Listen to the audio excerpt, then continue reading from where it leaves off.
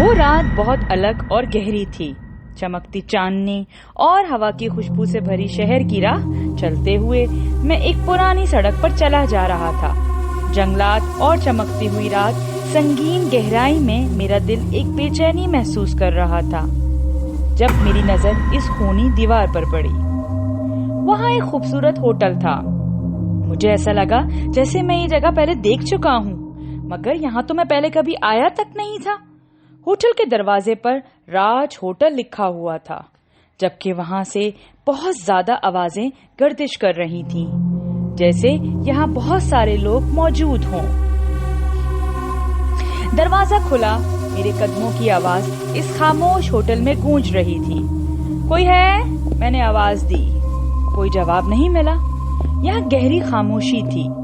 پھر اچانک ایک خوفناک آواز سنی، جیسے کوئی رو رہا ہو. میرے دل کی دھڑکن اچانک بڑھ گئی.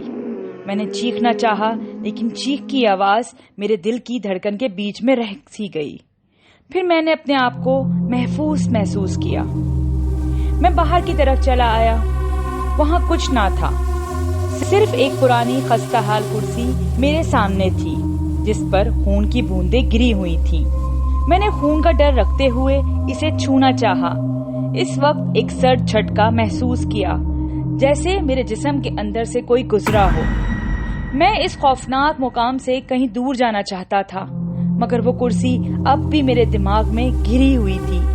اس کی رواں خوشبو، خون کی بوندوں کا رنگ اور وہ خونریز آواز، سب کچھ میرے اندر چپک سی گئی تھی.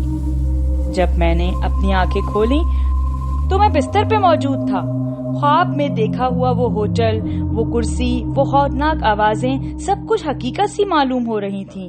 میں نے اپنے آپ کو ہوش میں لانے کی کوشش کی کہ یہ سب خواب ہے، مگر میرے دل کی دھڑکنیں اب بھی وہیں تھیں اور وہی آوازیں سن رہی تھی، جیسے خواب نہیں حقیقت ہو.